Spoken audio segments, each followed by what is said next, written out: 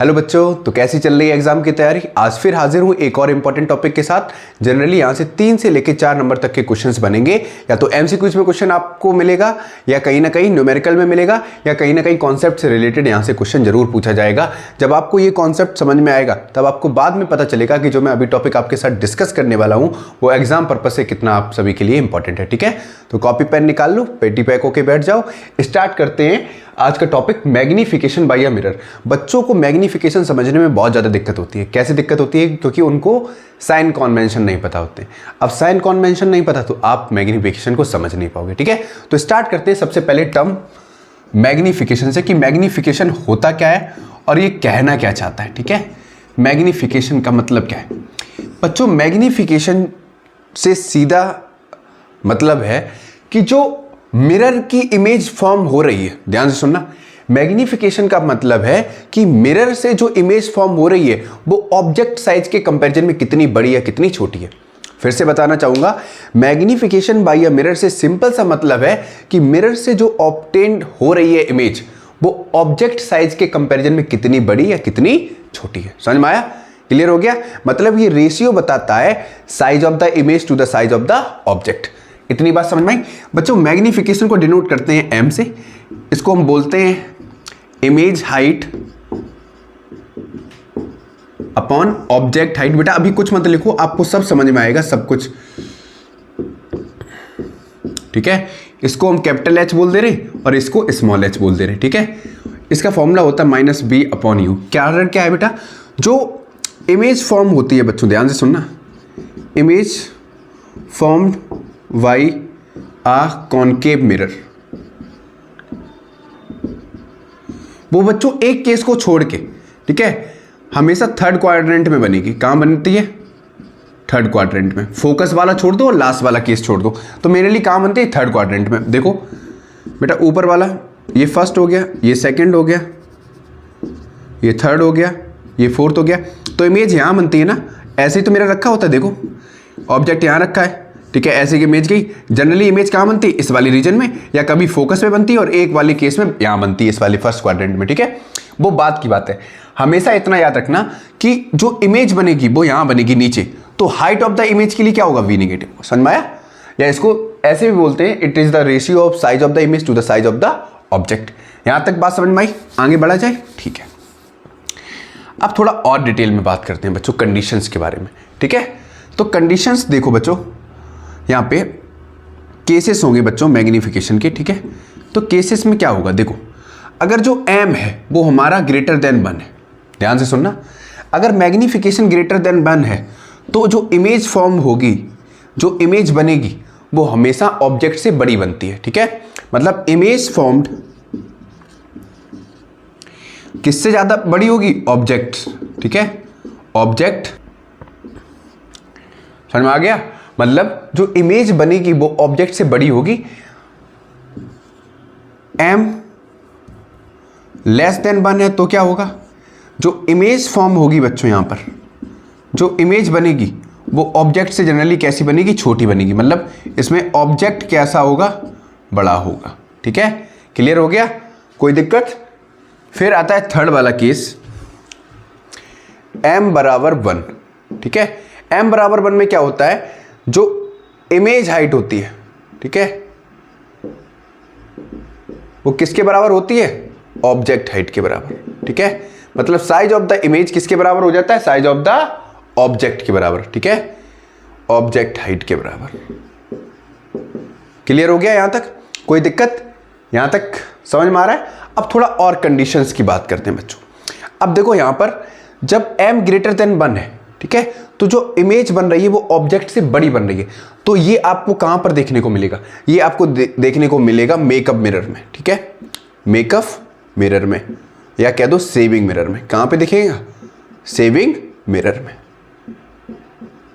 ठीक है, जो m लेस देन 1, ये वाला कब दिखेगा आपको? जो m लेस देन 1 है। ठीक है, जो इमेज हमको छोटी बनती हुई दिखती है, किससे? ऑब्जेक्ट से, तो ये आपको देखने को मिलेगा कॉन्वेक्स मिरर में। कहां देखने को मिलेगा? कॉन्वेक्स मिरर में। और ये वाला कौन सा होता है भैया? ये कॉनकेव मिरर होता है। ठीक है, कौन सा मिरर होता है? कॉनकेव मिरर होता है। तो जनरली यहां से तुम्हें कॉन्सेप्ट अच्छा खासा समझ में आ गया, क्लियर हो रहा है ना, कि जो इमेज फॉर्म हो रही है, ठीक है, अगर ग्रेटर देन 1 है, इमेज बड़ी बन रही है ऑब्जेक्ट से, तो वहां पर जनरली कॉनकेव मिरर होगा, ठीक है। और कॉन्वेक्स मिरर में हमेशा इमेज छोटी बनेगी और कैसी बनेगी, सीधी बनेगी। समझ में आया? अभी आगे कॉन्सेप्ट समझाएंगे।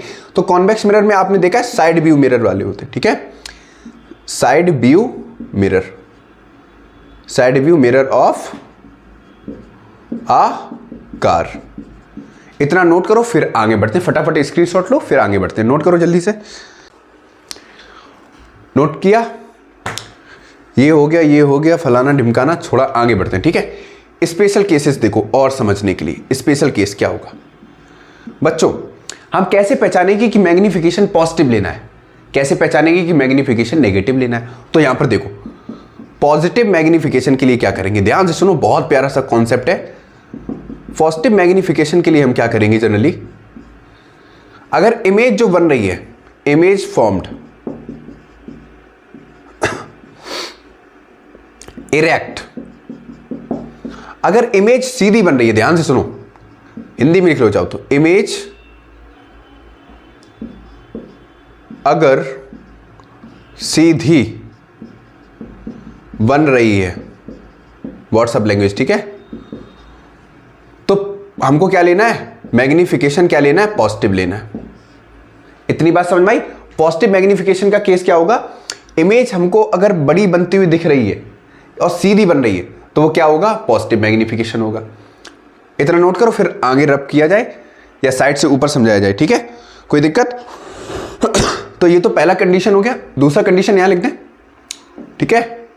नेगेटिव मैग्निफिकेशन के लिए क्या होगा बच्चों, नेगेटिव मैग्निफिकेशन के लिए क्या होगा,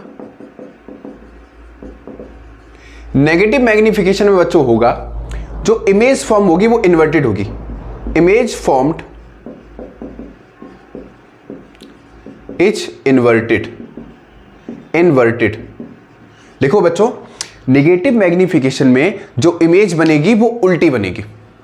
व्हाट्सएप लैंग्वेज में लिखो, नेगेटिव मैग्निफिकेशन कब लेंगे, जो इमेज बनेगी वो उल्टी बनेगी। साइड से शॉर्ट नोट बना के लिख लो इतना, ठीक है, इतना लिखो, फिर रब कर रहा है, फिर आगे बढ़ाए जाए।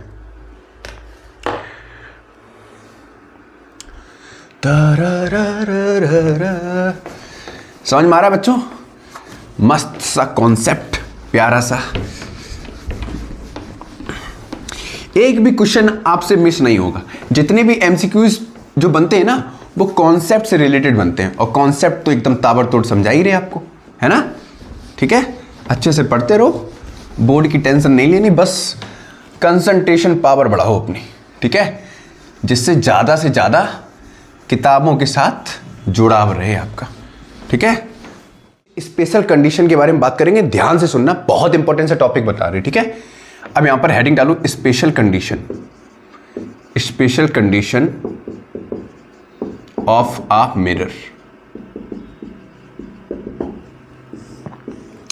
बच्चों, अगर कॉनकेव मिरर है तो, कौन सा मिरर है, कॉनकेव मिरर है तो, ध्यान से सुनना। देखो, अगर जो ऑब्जेक्ट है वो दूर जा रहा है, ठीक है, दूर जा रहा है, दूर जा रहा है, मतलब जो ऑब्जेक्ट है वो फोकस के बाद है, फोकस के बाद है,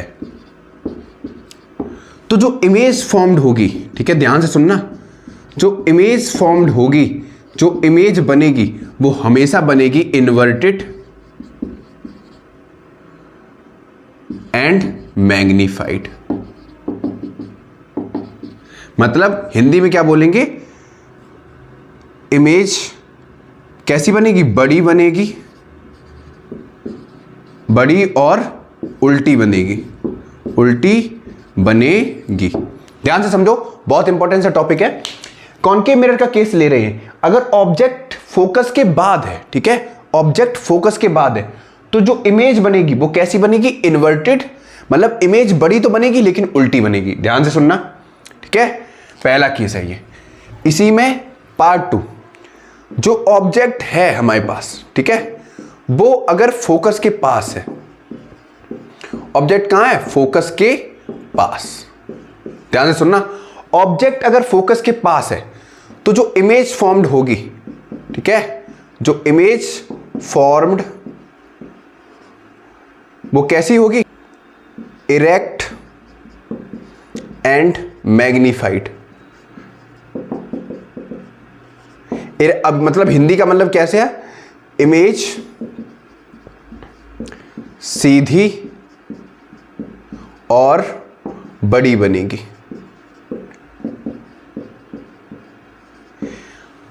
एक चीज चाहो लिख लो, यहां पर जगह है, लिख लो। जो कॉन्वेक्स मिरर होगा, मैंने क्या बताया हमेशा, कॉन्वेक्स मिरर के केस में सिंपल सा लिखो, इमेज सीधी और छोटी बनेगी। लिखो, कॉन्वेक्स मिरर में इमेज हमेशा छोटी और सीधी बनेगी, ठीक है। मतलब image formed is erect and magnified, diminished का मतलब होता है छोटी, ठीक है। डिमनिस्ट है, DIMINIS, डिमनिस्ट, ठीक है। स्पेलिंग चेक कर लेना, मतलब इमेज छोटी और सीधी बनेगी। अभी दोबारा से समझा रहा हूं, ध्यान से देखो, एक मिनट रुको। कॉनकेव मिरर के केस में मैंने क्या बताया, जब ऑब्जेक्ट दूर जाएगा, ठीक है, फोकस के बाद होगा, तो इमेज फॉर्म जो होगी वो इन्वर्टेड और मैग्नीफाइड होगी। मतलब इमेज छोटी और कैसी बनेगी, सॉरी, इमेज उल्टी और बड़ी बनेगी। ध्यान से सुनना, इमेज जो फॉर्म होगी वो उल्टी और बड़ी बनेगी। समझ में आ गया? इस वाले केस में क्या होगा, सेकंड वाले केस में ऑब्जेक्ट अगर फोकस के पास है, ठीक है, ऑब्जेक्ट अगर फोकस के पास है तो इमेज सीधी तो होगी लेकिन कैसी होगी? बड़ी होगी। समझ में आया? यहां पर कैसी थी? बड़ी तो थी लेकिन उल्टी थी। यहां पर सेकंड वाले केस में जैसे ही ऑब्जेक्ट फोकस के पास आएगा, इमेज सीधी और बड़ी बनेगी, ठीक है। ऑब्जेक्ट फोकस के बाद जाएगा, इमेज उल्टी और बड़ी बनेगी। कॉन्वेक्स मिरर के केस में हमेशा इमेज छोटी और सीधी बनेगी। छोटी के लिए क्या हो गया? डिमनिस्ट, और सीधी के लिए हो गया इरेक्ट। आई बात समझ में? आज के बाद मुझे भरोसा है पूर्णतः कि मैग्निफिकेशन बाय मिरर आप जीवन में नहीं भूलोगे। और जितने भी क्लास 10th के बच्चे हैं, आपको लगता है कि ये वीडियो उन तक पहुंचा देनी चाहिए तो पहुंचा दीजिए, ठीक है। भर के शेयर करो, सब्सक्राइब करना हो करो, वरना बिल्कुल ना करो, लेकिन अच्छे बच्चों तक ये वीडियो जरूर पहुंचाओ ताकि उनको इस कॉन्सेप्ट से रिलेटेड कोई भी दिक्कत ना हो, ठीक है। पढ़ते रहो अच्छे से।